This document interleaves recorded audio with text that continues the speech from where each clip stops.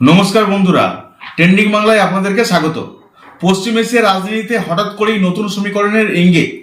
ইসরায়েলের প্রধানমন্ত্রী Benjamin Netanyahu ঘোষণা করেছেন একটা নতুন ষড়ভুজ জোটের পরিকল্পনা, যেখানে তিনি সবচেয়ে গুরুত্বপূর্ণ সঙ্গী হিসেবে দেখতে চাইছেন ভারতকে। আর ঠিক এই সময়ই দুদিনের সফরে ইসরায়েল যাচ্ছেন ভারতের প্রধানমন্ত্রী নরেন্দ্র মোদী। ফলে কূটনৈতিক মহলে জল্পনা তুঙ্গে উঠে গেছে। এটা কি শুধুই সৌজন্য সফর, নাকি বড় কোনো ভূ রাজনৈতিক বার্তার সূচনা হচ্ছে? সন্ত্রাস বিরোধী সহযোগিতা, প্রতিরক্ষা সমন্বয়, প্রযুক্তি এবং কৌশলগত জোট, সব মিলিয়ে সফর ঘিরে তৈরি হয়েছে তীব্র কৌতূহল। ভারত শেষ পর্যন্ত কতটা এগোতে পারবে সেটাই এখন দেখার। পশ্চিম এশিয়ার রাজনীতিতে আবার বড়সড় চাল দিলেন ইসরায়েলের প্রধানমন্ত্রী বেঞ্জামিন নেতানিয়াহু। তিনি নতুন করে এক ষড়ভুজ জোটের কথা ঘোষণা করেছেন, আর সেই জোটে তিনি সবচেয়ে গুরুত্বপূর্ণ অংশীদার হিসেবে চাইছেন ভারতকে। ঘটনাচক্রে ঠিক এই সময়ই দুদিনের সফরে ইসরায়েল যাচ্ছেন ভারতের প্রধানমন্ত্রী নরেন্দ্র মোদী। ফলে বিষয়টা নিছক কূটনৈতিক সৌজন্য নয়, বরং এর মধ্যে স্পষ্ট রাজনৈতিক বার্তা রয়েছে, সেটা গোটা বিশ্ববাসী বুঝতে পারছে। নেতানিয়াহুর বক্তব্য একদম পরিষ্কার। পশ্চিম এশিয়া এবং তার আশেপাশের অঞ্চলে এমন একটা শক্তিশালী অক্ষ গড়ে তুলতে হবে যারা চরমপন্থা, সন্ত্রাসবাদ এবং অস্থিতিশীলতার বিরুদ্ধে একসঙ্গে দাঁড়াতে পারবে। আর তার কথাই এই জোট শুধু কথার জোটে হবে না, বরং নিরাপত্তা, প্রতিরক্ষা, গোয়েন্দা তথ্য আদান প্রদান এবং কৌশলগত সমন্বয়ের মতো গুরুত্বপূর্ণ বিষয়ে সক্রিয় ভূমিকা নেবে। প্রাথমিকভাবে এই জোটে ভারত, গ্রিস এবং সাইপ্রাসকে রাখা হচ্ছে বলে জানা যাচ্ছে। ভবিষ্যতে আরব দুনিয়া, আফ্রিকা, এশিয়ার আরো কয়েকটা দেশকে যুক্ত করার ইচ্ছাও নাকি তার রয়েছে। অবশ্য অনেকেই মনে করছেন সৌদি আরব, পাকিস্তান এবং তুরস্ক যে ইসলামিক ন্যাটোর মতো একটা জোটের ভাবনা সামনে এনেছে, তারই পাল্টা হিসেবেই এই ষড়ভুজের পরিকল্পনা নেতানিয়াহুর। মানে একরকম শক্তির পাল্টা শক্তি। পশ্চিম এশিয়া বরাবরই জটিল ভূরাজনীতির একটা কেন্দ্র। এখানে ধর্ম, জ্বালানি, সামরিক শক্তি, আন্তর্জাতিক কূটনীতি সব মিলিয়ে এক ঘূর্ণাবর্তের মতো অবস্থা। সেই জায়গায় দাঁড়িয়ে নেতানিয়াহু চাইছেন এমন একটা ব্লক যারা ইসরায়েলের নিরাপত্তা স্বার্থকে শক্ত ভিত দিতে পারবে। এই মুহূর্তে বড় প্রশ্ন হচ্ছে ভারত কতটা এগোবে। কারণ ভারত ঐতিহ্যগতভাবে কোনো সামরিক জোটে সরাসরি নাম লেখাতে আগ্রহী হয় না। ভারতের পররাষ্ট্রনীতি দীর্ঘদিন ধরে কৌশলগত স্বায়ত্তশাসন, তার উপর দাঁড়িয়ে, মানে নিজের স্বার্থ আগে, তারপর বাকিটা। ভারত যেমন আমেরিকার সঙ্গে ঘনিষ্ঠ সম্পর্ক রাখে, তেমন রাশিয়ার সঙ্গেও ভালো সম্পর্ক বজায় রেখেছে। আবার আরব দেশগুলির সঙ্গেও ভারতের গভীর অর্থনৈতিক, কূটনৈতিক সম্পর্ক রয়েছে। ফলে এমন কোনো জোটে আনুষ্ঠানিকভাবে যোগ দেওয়া যেটা পশ্চিম এশিয়ার একটা নির্দিষ্ট শক্তির পক্ষে দাঁড়ায়, সেটা ভারতের পক্ষে সহজ সিদ্ধান্ত হবে বলে মনে হচ্ছে না। আবার এটাও ঠিক, ভারত বরাবর সন্ত্রাসবাদের বিরুদ্ধে কড়া অবস্থান নিয়েছে। আন্তর্জাতিক মঞ্চে দাঁড়িয়ে মোদী বহুবার বলেছেন সন্ত্রাসবাদ মানবতার বিরুদ্ধে যুদ্ধ। সেই জায়গা থেকে যদি আমরা দেখি, তাহলে সন্ত্রাস বিরোধী সহযোগিতার জোটে ভারতের আগ্রহতা থাকতেই পারে। বিশেষ করে গোয়েন্দা তথ্য আদান প্রদান, সাইবার নিরাপত্তা, ড্রোন প্রযুক্তি, সীমান্ত সুরক্ষা, এইসব ক্ষেত্রে ইসরায়েলের দক্ষতা বিশ্বজোড়া স্বীকৃত। ভারত প্রতিরক্ষা প্রযুক্তিতে দ্রুত আধুনিকীকরণের পথেই হাঁটছে। ফলে দুই দেশের স্বার্থের জায়গা একেবারে কিন্তু আলাদা নয়, একটু কোনো জায়গায় কিন্তু কোনো না কোনো জায়গায় মিল থাকছেই। মোদির এই সফরে প্রতিরক্ষা, কৃষি, জল ব্যবস্থাপনা, উচ্চ প্রযুক্তি, কৃত্রিম মেধা, এআই, স্টার্ট আপ সহযোগিতা, এসব ক্ষেত্রেই নতুন সমঝোতা হতে পারে বলে জল্পনা ছড়িয়েছে।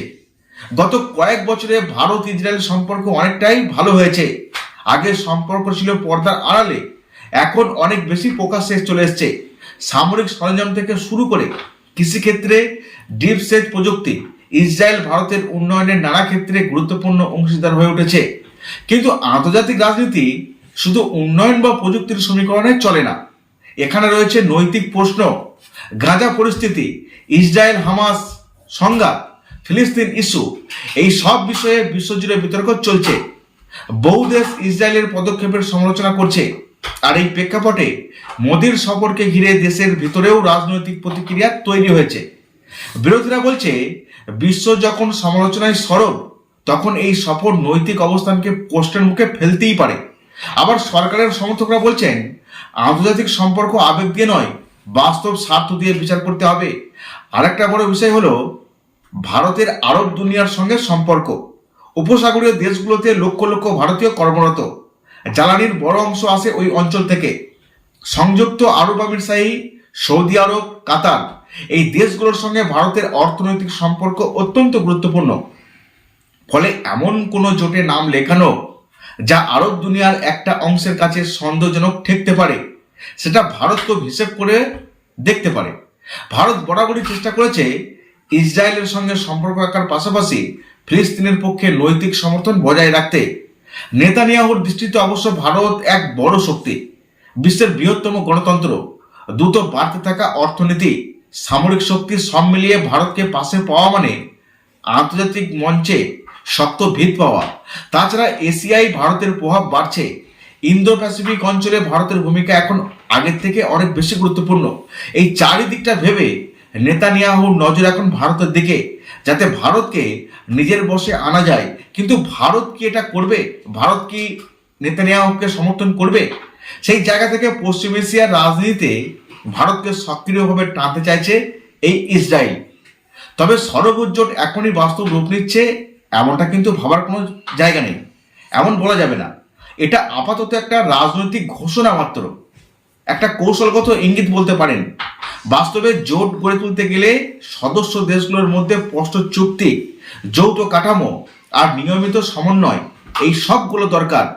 ভারত হয়তো আপাতত বিষয়টা খোলা রাখবে, সহযোগিতা করবে নির্দিষ্ট ক্ষেত্রগুলিতে, কিন্তু আনুষ্ঠানিক সামরিক জোটে নাম লেখাতে তাড়াহুড়ো অন্তত করবে না, এমনটাই অনেক কূটনৈতিক বিশ্লেষকদের ধারণা। সব মিলিয়ে এই সফর শুধু সৌজন্য সফর নয়, এটা আমাদের মনে হতেই পারে এর মধ্যে রয়েছে বড় রাজনৈতিক বার্তা। পশ্চিম এশিয়ার শক্তির সমীকরণ বদলাচ্ছে তাড়াতাড়ি, নতুন নতুন অক্ষ তৈরি হচ্ছে, পুরনো জোট ভাঙছে, নতুন বোঝাপড়া তৈরি হচ্ছে। এই পরিবর্তনের কেন্দ্রে ভারতকে দেখতে চাইছেন নেতানিয়াহু।